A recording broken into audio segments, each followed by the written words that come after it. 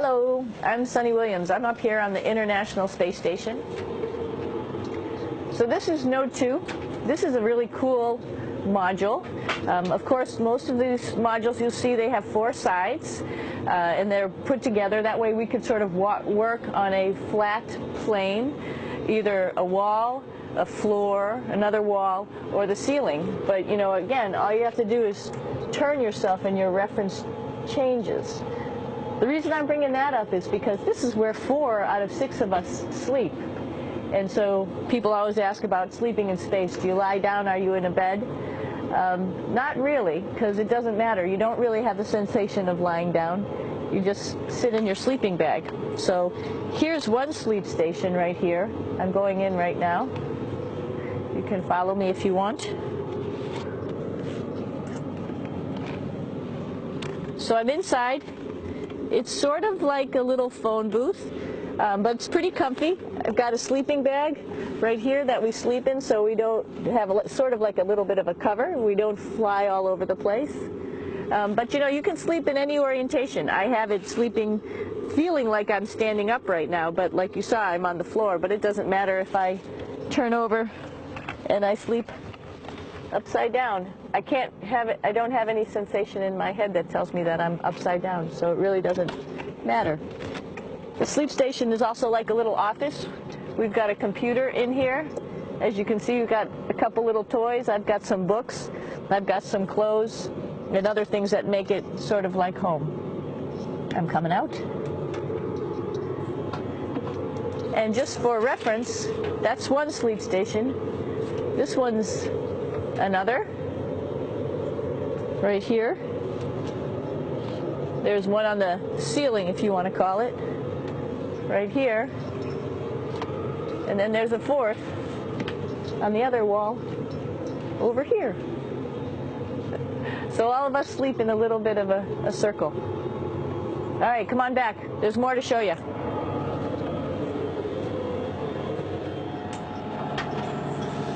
I know that there's some questions about how to use the bathroom and how do you actually live in space like normal, like at home. I mentioned real quickly about getting up in the morning and brushing your teeth and washing your face. Well, how do you do that? Well, here is the bathroom essentially. You get up in the morning and we have a little kit, and it has all the essential things that you need, like your toothbrush and toothpaste and brush. See how much better the brush makes my hair look? I'm just joking. It still stands up straight. It doesn't matter where you are. It's always going to stand up straight while you're up in space. A lot of people ask about toothbrush and toothpaste.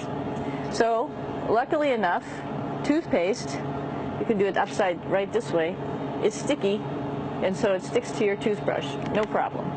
Another cool thing is that water sticks to your toothbrush too. If you can see it, I'll have some water come out. The water is pretty neat up in space. It'll stick to your toothbrush and it will make a big bubble, and that's just by surface tension. And then you can drink it. So a lot of people ask about what do you do with the toothpaste after you brush your teeth.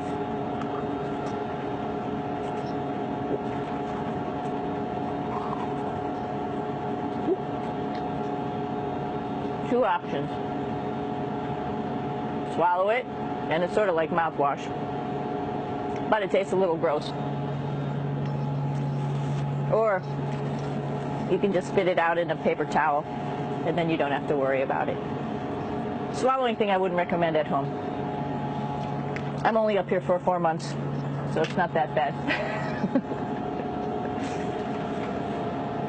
One of the most pressing questions about living in space, of course, is the bathroom. So let's take a look at that little piece of work. Come on in.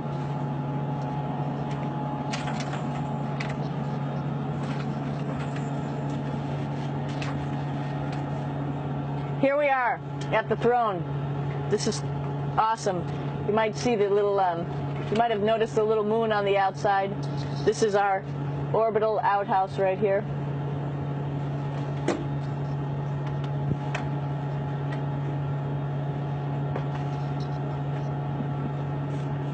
And of course, it serves for two functions. Number 2, right here. I'll show you. But you see it's pretty small, so you have to have pretty good aim, and you be ready to make sure things get let go the right direction. And it smells a little bit, so I'm closing it up. And that's, of course, for number 2. And this guy right here is for number 1. So they're sort of two slightly separate functions, but you can do a little, essentially both, by hanging on right here and doing number 1 and number 2.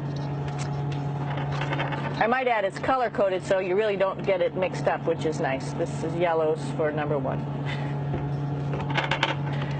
And also there's a selection of paper. People always ask about toilet paper. What do you do with toilet paper? What kind of toilet paper do you have? We have gloves, just because sometimes it does get messy. We have some Russian wipes, which are a little bit coarse if you like the coarse type of toilet paper. We have some nice tissues, which are nice and soft if you like soft toilet paper. We have Huggies, just for any cleanup. You know, we were all babies once, and this sort of helps. And then if things get really out of control, we have disinfectant wipes, just to make sure we clean up here. Because, you know, just like the water I showed you, the number 1 stuff can sort of go all over the place if you don't aim correctly. And did I mention both of these have a little bit of suction, so they should keep things going in the right direction. But like I said, sometimes things get a little out of control if you are out of control yourself flying around. So we have lots of protective stuff. And of course, you do have your privacy. Here's a little door.